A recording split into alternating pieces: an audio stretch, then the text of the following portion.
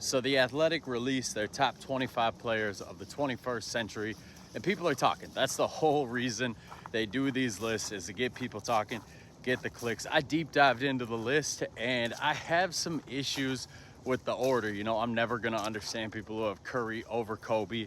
I'm a Kobe diehard. I would have Dirk a couple spots higher. I think Chris Paul is overrated in a lot of these discussions. Same with Kevin Durant.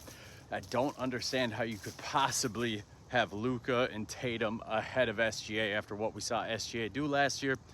But overall, I think they got the top 25 right. I think the 25 players are right, even if I have some issue with some of the order of things. You know, there's definitely a lot of names that, you know, are honorable mentions for sure. Jimmy Butler should be an honorable mention. He dragged the Heat to the finals 2 times. Paul George should be an honorable mention. I've heard people talk about Draymond Green. I've heard people throw out Ben Wallace. I've heard people throw out, you know, where's Tracy McGrady?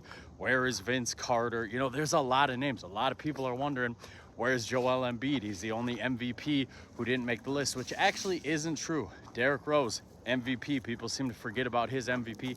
Did not make the list. That's where you wonder, are we talking about peaks or are we talking about longevity when it comes to this? Because if we're talking about peaks, man, Derrick Rose's peak, that 2010-2011 season, you're not going to name 25 players who had a better peak than that in the 21st century. So this list is designed to draw up debate, to draw up clicks.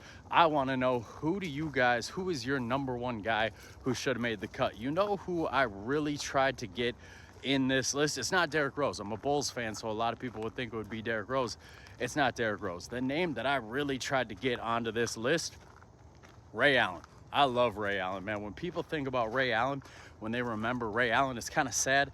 They only seem to remember Celtics Ray Allen or even Miami Heat Ray Allen. That's not the Ray Allen that I remember. I remember Milwaukee Bucks Ray Allen going up against Allen Iverson in the 2001 playoffs and pushing the Sixers to the brink. I remember Seattle Supersonics Ray Allen pushing Kobe Bryant whenever they played, you know, getting his buckets. I remember the Ray Allen that was a 25 point per game guy, the guy who wasn't just a shooter. He had a crisp handle. He could shake you. He could finish in the paint. He could finish around the rim.